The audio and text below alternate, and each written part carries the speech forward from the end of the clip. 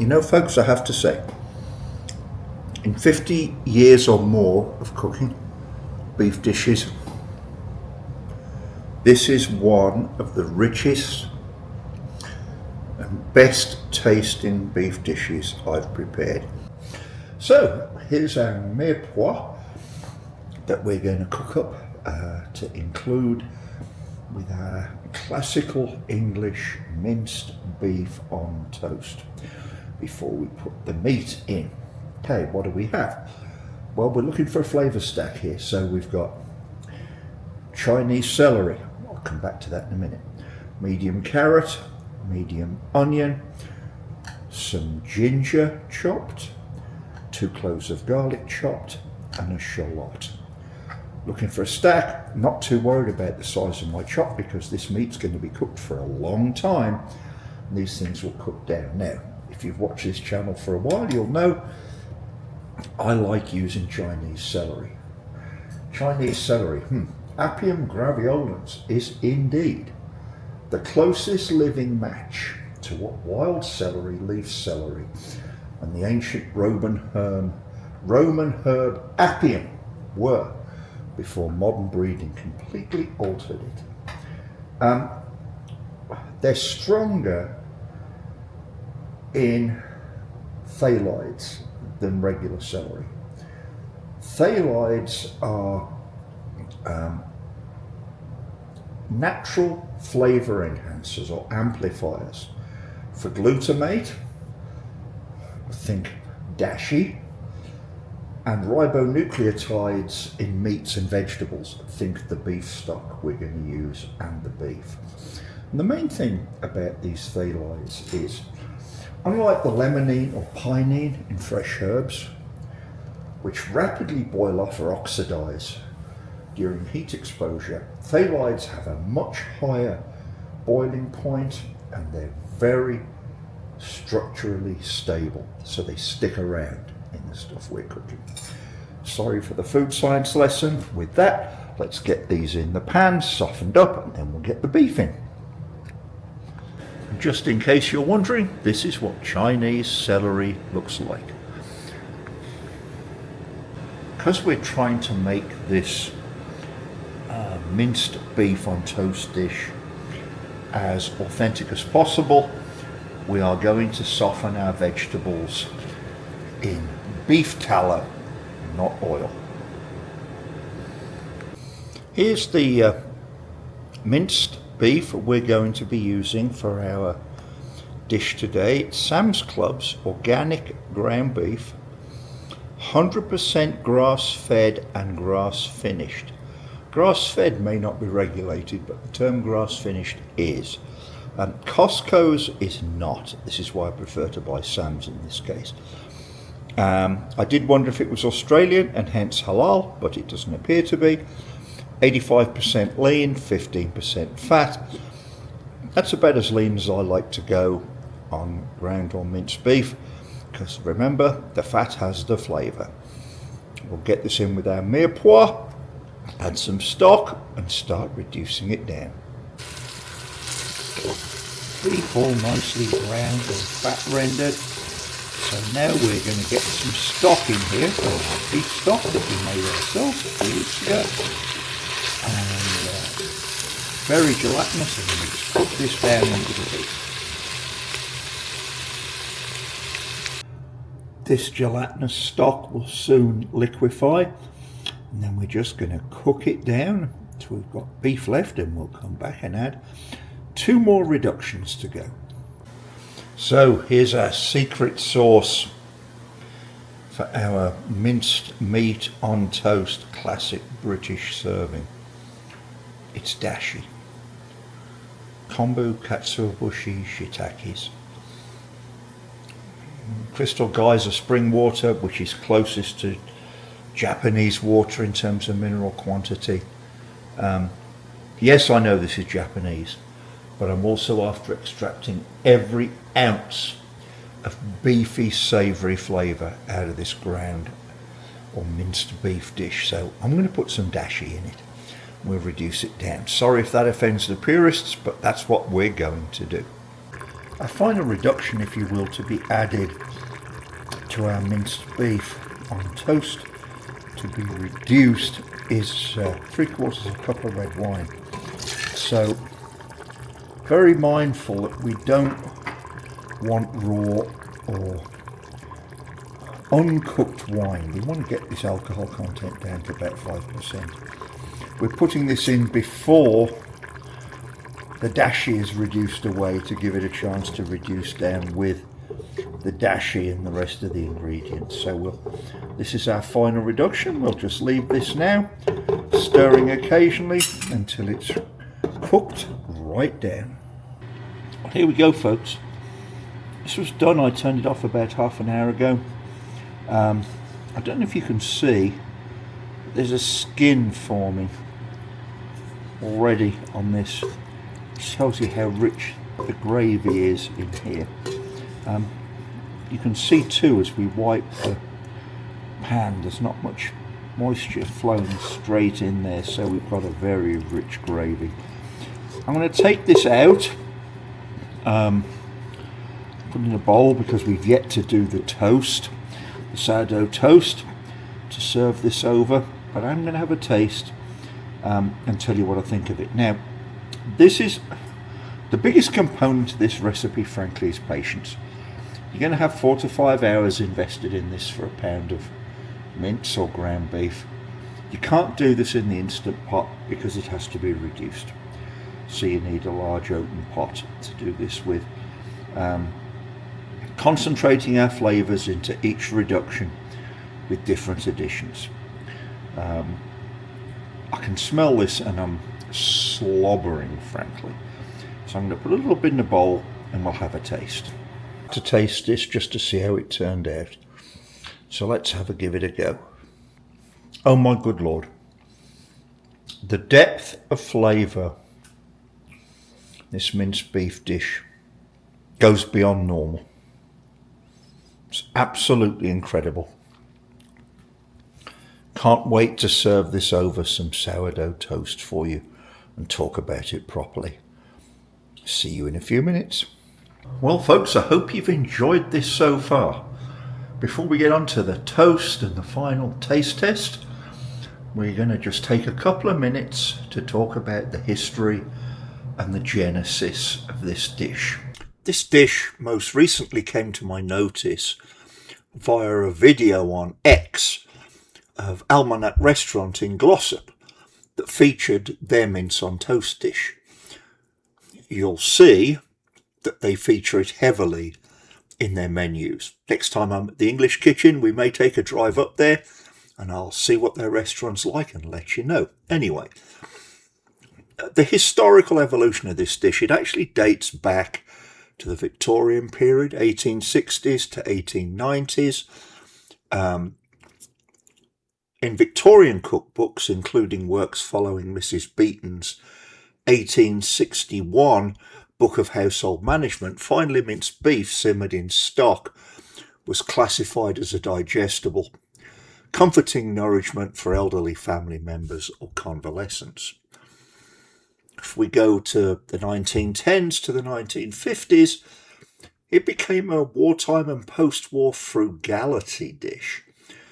During World War I and World War II, minced beef on toast became a cornerstone of UK home cooking and institutional dining.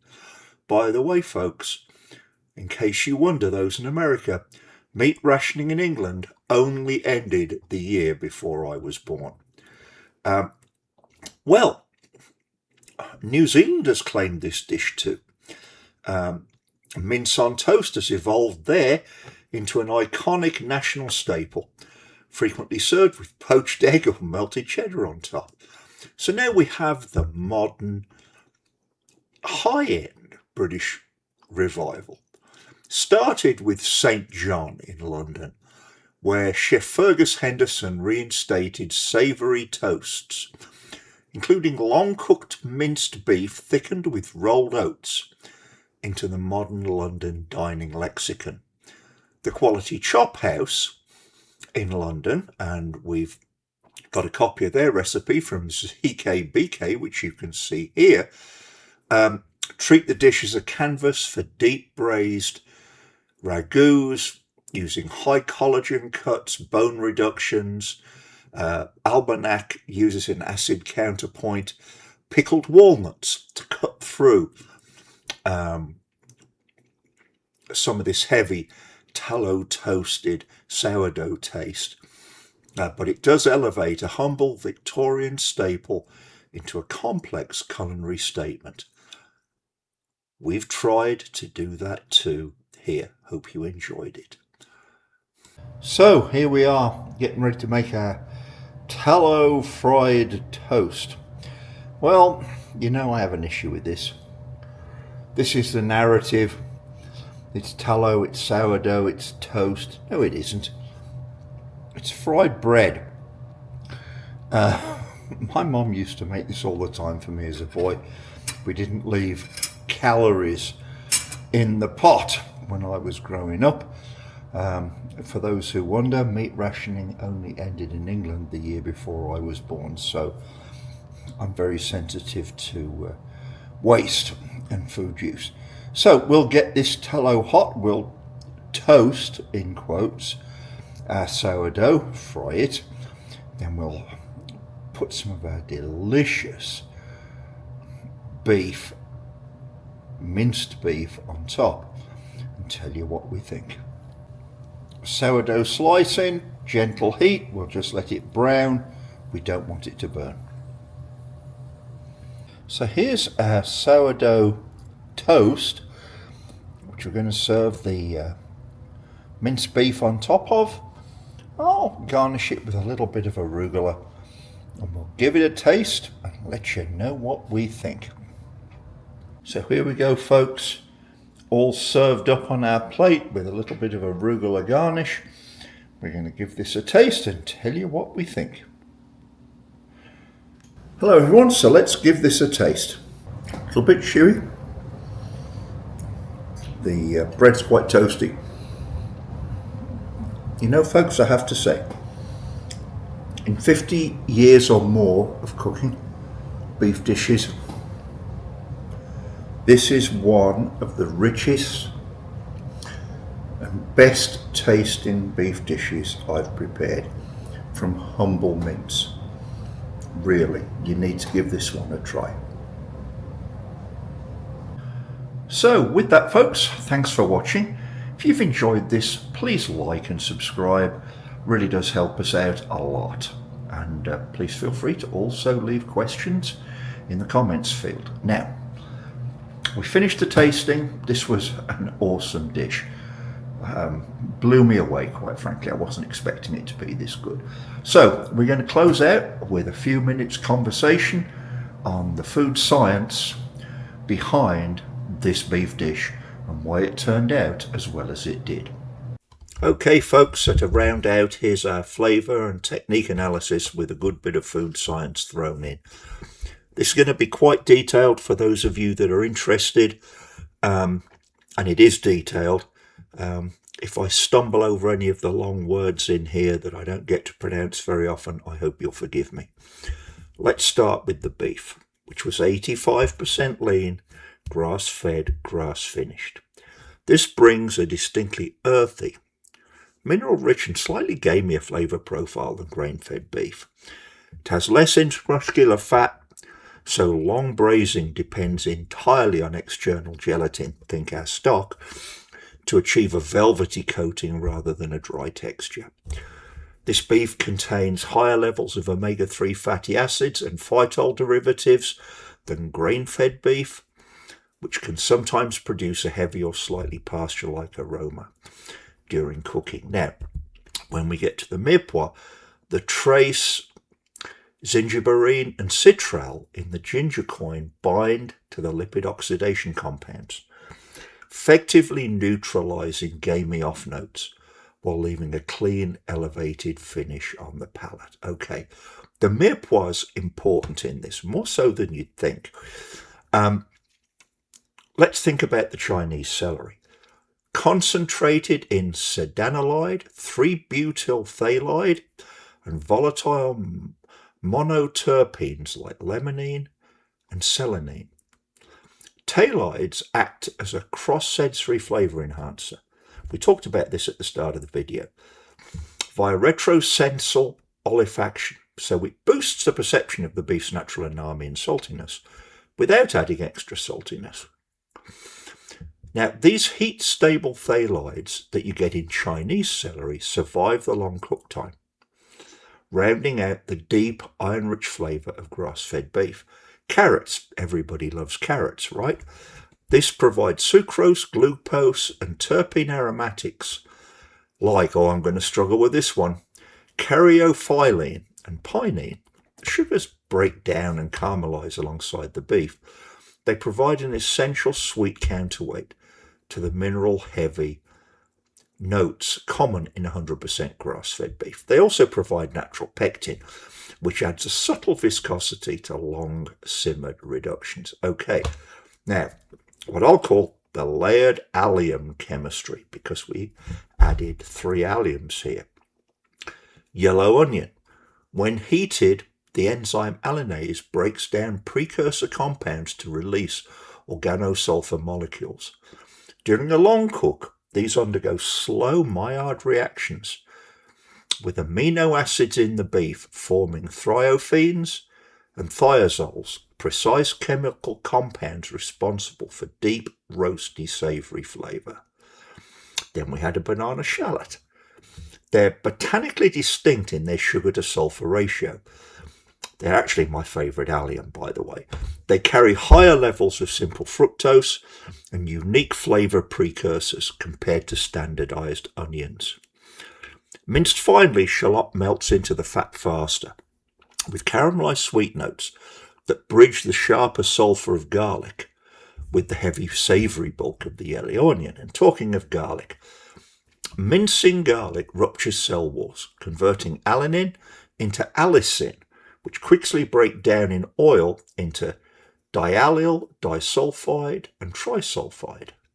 In a long-simmered dish, these compounds lose their raw bite and transform into a warm background note that binds to beef fat, slowing the evaporation of volatile compounds. Okay, ginger, the enzymatic and chemical accent, we didn't put much in, but fresh ginger contains gingerol, which is what gives ginger its raw, sharp, spicy bite, but under prolonged heat, it degrades via dehydration to shogaol and eventually zingerone. Zingerone is sweet, spicy, and warm, chemically similar to vanillin. Okay, now let's move on to the stock, which I also think made a huge impact in the flavour of this dish. This is our stock that we cooked a little while ago, and you can find that video on the chapter. Now, beef feet we had in our stock, exceptionally rich in type 1 collagen, which we cooked at pressure cooked, so it hydrolyzed the rigid triple helix structure of collagen into a single strand gelatin. The viscosity and mouthfeel, we reduced this sauce right down, so that gelatin concentrated, remember the skin at the end, creating a physical fluid barrier that coats the palate, slows down how quickly flavour molecules wash away, prolonging the savoury finish, the length of the dish. And by the way, I really noticed that in tasting this. Now let's move on. This is my secret sauce, and this is where the magic happened. The dashi. This is where, I hate this term, umami explosion actually happens.